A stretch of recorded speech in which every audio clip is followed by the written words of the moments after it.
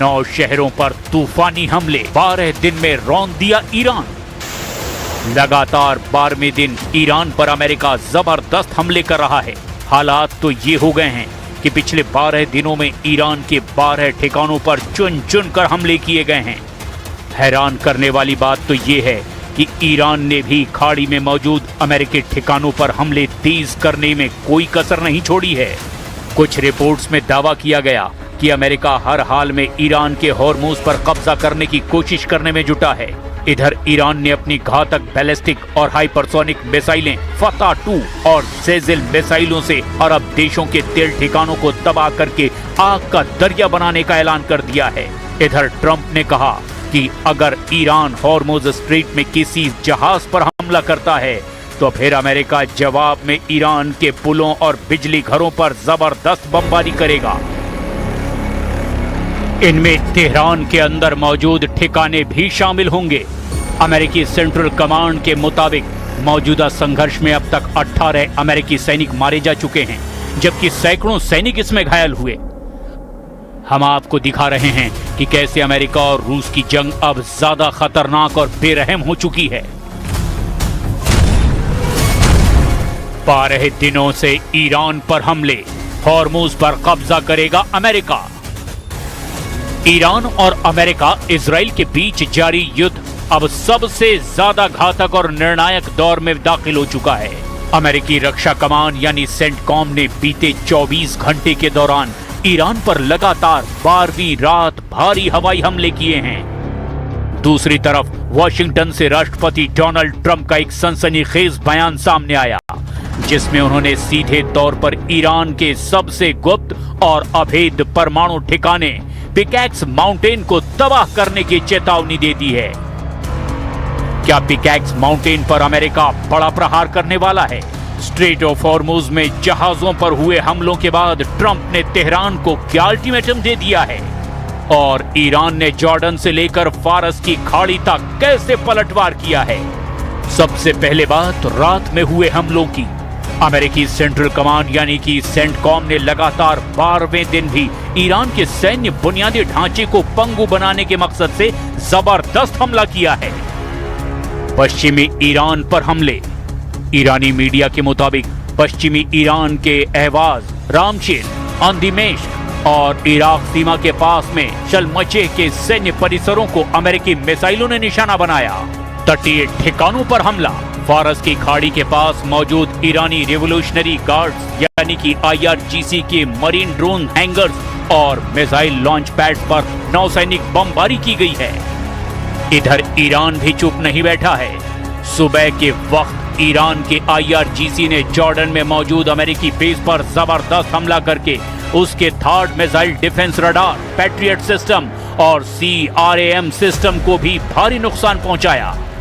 Jordan के रक्षा विभाग ने भी पुष्टि की है कि उसकी वायु रक्षा प्रणाली ने 4 ईरानी बैलिस्टिक मिसाइलों को बीच हवा में इंटरसेप्ट किया है। इधर ट्रंप ने चेतावनी दी कि यदि ईरान ने हॉर्मुज में किसी भी अमेरिकी या वाणिज्यिक जहाज पर हमला किया तो अमेरिका ईरान के हर एक हमले के बदले तेहरान और आसपास के एक एक पुल और पावर प्लांट को बम से उड़ा देगा। And the stock market has said, and that's with this skirmish we have going on. I call it a skirmish. This is with this skirmish we have with the Islamic Republic of Iran, and I call it that because let me tell you, they're getting hit so hard, and they want to make a deal. But I say they're not ready to make a deal. Because every time they make a deal, they want to change it and everything. They're not ready. They'll be ready very soon. Iran युद्ध हुआ तूफानी, Hormuz पर कब्जे का blueprint. ये महज 2 देशों का टकराव नहीं, ये दुनिया की सबसे अहम समुद्री व्यापार लाइन स्ट्रेट ऑफ हॉर्मुज को बचाने और उस पर कब्जा जमाने की जंग बन चुकी है। 12 रातों की इस लड़ाई ने ईरान युद्ध को महायुद्ध में तब्दील कर दिया है। अमेरिका ने पूरे मिडिल ईस्ट में तैनात अपने 50,000 सैनिकों को हाई अलर्ट मोड पर रखा है। बहरीन में तैनात अमेरिकी नौसेना के 5वें बेड़े को आक्रामक कार्रवाई का निर्देश दे दिया गया है। बहरीन में सुबह से ही मिसाइल अलर्ट के सायरन गूंज उठे हैं। इधर इजरायली सेना यानी IDF के प्रमुख लेफ्टिनेंट जनरल अयाल जमीर ने बड़ा ऐलान करते हुए कहा कि हम ईरान के खिलाफ पूर्ण युद्ध फिर से शुरू करने के लिए 100% तैयार हैं।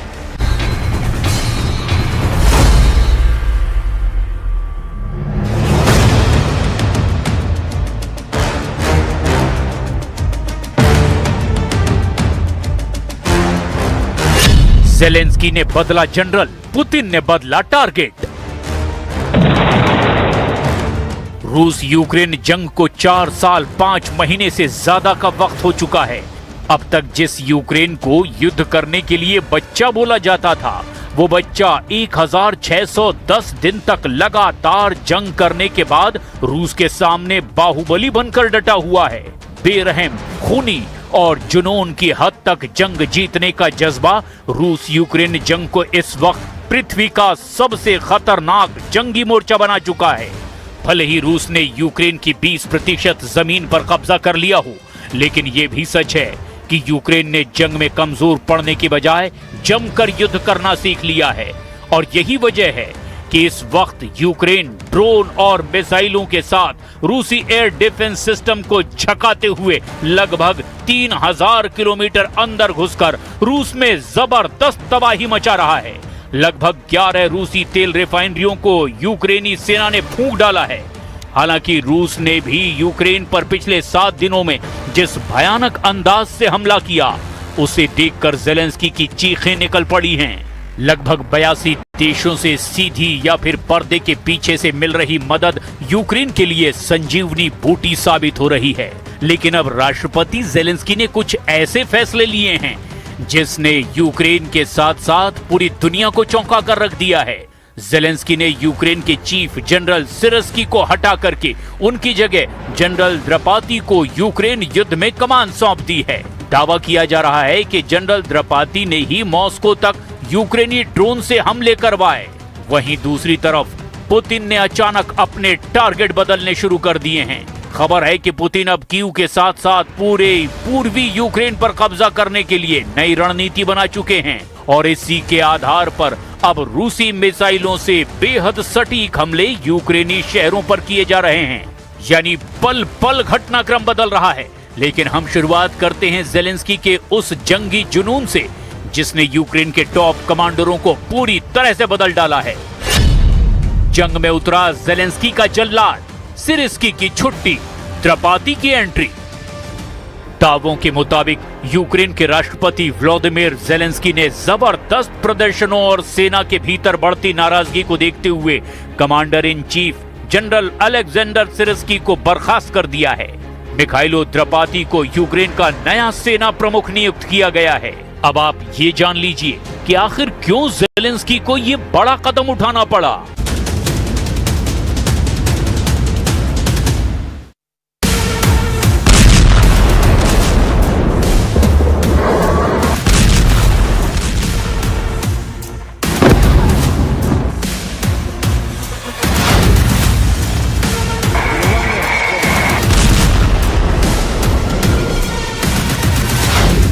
पिकैक्स पर 7 दिन में हमला, ईरान युद्ध में कूदे ज़ेलेंस्की।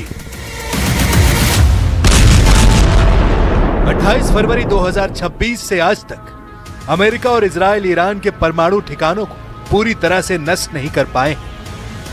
हैरान करने वाली बात तो यह है कि अब ट्रंप को लगता है कि अगर हमने जल्दी ही ईरान की परमाणु क्षमता को पूरी तरह से तबाह नहीं किया तो इजराइल के साथ साथ पूरे अरब को ईरान तबाह कर डालेगा। खबर तो यहां तक है कि ईरान युद्ध में ट्रंप ने यूक्रेन को भी शामिल करना शुरू कर दिया है। दावा तो यहां तक किया जा रहा है कि ज़ेलेंस्की ने ट्रंप को भरोसा दिलाया है कि वो ईरान के शाहिद 136 ड्रोन और मिसाइलों को तबाह करने के लिए अपने माहिर कमांडर और स्पेशल टीम को ईरान के खिलाफ जंग में उतार देगा। इस बीच इस युद्ध में सबसे बड़ा मोड़ पिकैक्स माउंटेन को लेकर आया है। नातान्ज परमाणु परिसर के पास पहाड़ की ठोस चट्टानों को काटकर 100 मीटर नीचे बनाया गया ये बंकर ईरान का सबसे सुरक्षित सेंट्रीफ्यूज ठिकाना है। इसी को ट्रंप हर हाल में तबाह करना चाहते हैं।